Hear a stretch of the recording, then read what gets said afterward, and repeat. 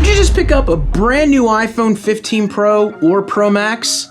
I'm going to show you 5 tips and tricks to help you get more out of your phone. Oh, and stick around for number 4. It's pretty epic. Whenever you get a new device, there's always some changes that you need to get used to. One was Apple ditching that home button.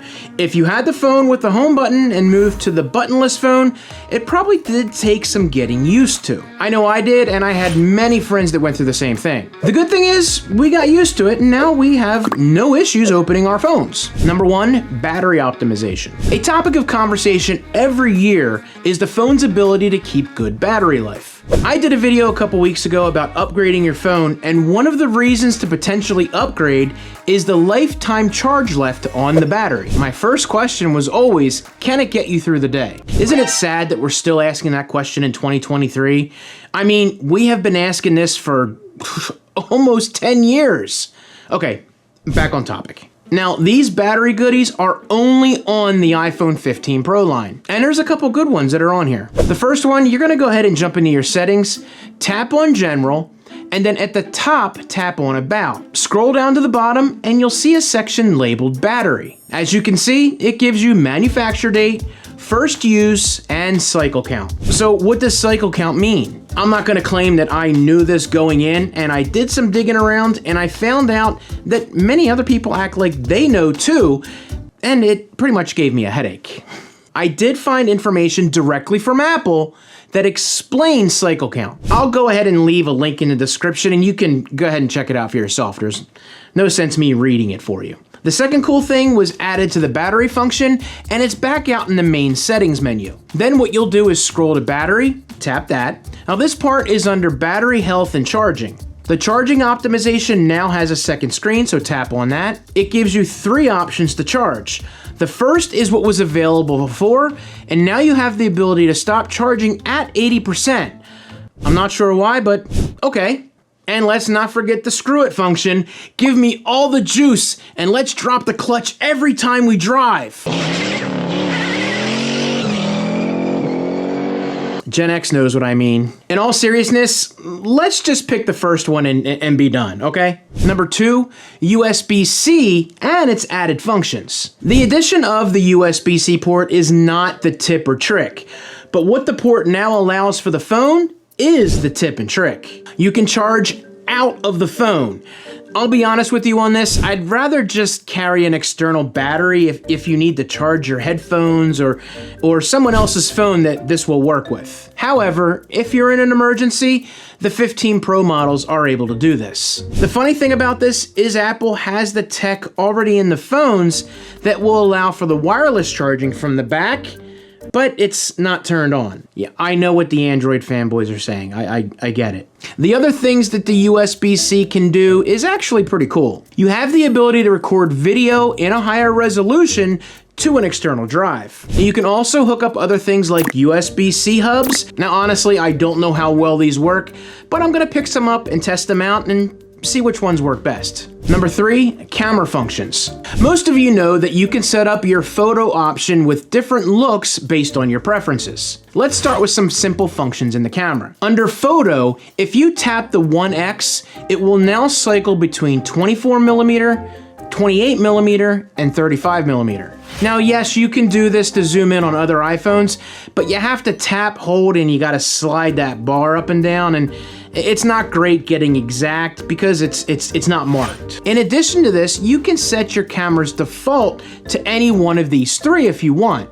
To set that up, jump into your settings, scroll down to camera and tap, then scroll down to main camera and tap on that. You see the system's defaults having 28 and 35mm on. You can turn that off if you want to, but down below, this is where you can set your default lens. Another function that's actually in here could save you some space taking photos. Go back out to the camera's main menu, scroll up to Formats and tap on that. Under Photo Capture is Photo Mode. Tap on that and you can now shoot in 12 megapixels or 24 megapixels. As you can see what each one does, it's really not that much. However, if you take a lot, it could add up. Now, I do have one that is a little bit more advanced and may not be something everyone wants to use. Go ahead and scroll down a little further and you have ProRes encoding. This will take you to a menu that you can pick HDR, which is high dynamic range, SDR is standard dynamic range, and log profile. Number 4,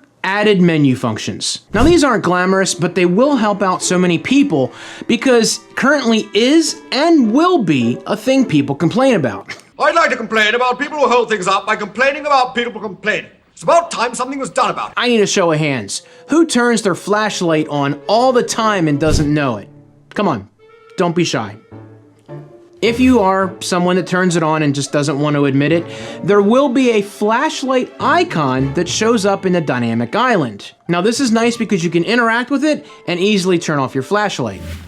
But let's be honest, people leave their turn signals on all the time for miles and miles, and it's right in front of them. What an idiot! Oh, and something else I'm super happy Apple added because they got rid of that switch that we know all so well and replaced it with the action button. Now, of course, if you have that button set up, you're not using it for silence anymore. So how the hell do I silence my phone, Mike? You know, one thing would be simply lowering the volume to turn it to silent. Nope, that'd be too convenient. Apple added the little ringer bell that when you tap on it, it goes red and goes silent to the control center, which you can't remove, by the way. So swipe down on the top right corner and simply turn it on and off. This will also show a silent bell at the top menu right next to your time. If you don't like seeing the bell, yes, you can turn it off, but I'm willing to bet someone will turn it off and then forget their iPhone is in silent and blame Apple because nothing's ringing. You know who you are. So if you want this off, go ahead and jump into your settings. I can't believe I'm showing this. Tap on sound and haptics, and right at the top, you can control silence there, which isn't as convenient as the swipe menu, but whatever. Right below that, you can see that you want to select the show or don't show in the status bar. This one isn't new to the wallpaper, but my daughter thought it was the coolest thing. When you change your iPhone wallpaper, the 15 Pro has the different colors set up for the different phones, but when you're in there selecting your wallpaper, if you swipe, you can pick any of the colors. Yay. Number 5. Action button. One of the biggest changes made to the Pro lineup is the removal of the switch since we used since day one. It was a staple of the phone, kind of like what the home button was. Some people don't like the idea of the button. I, for one, am kind of still hesitant that I won't be activating it more, which I've actually done a couple times already, so here we go.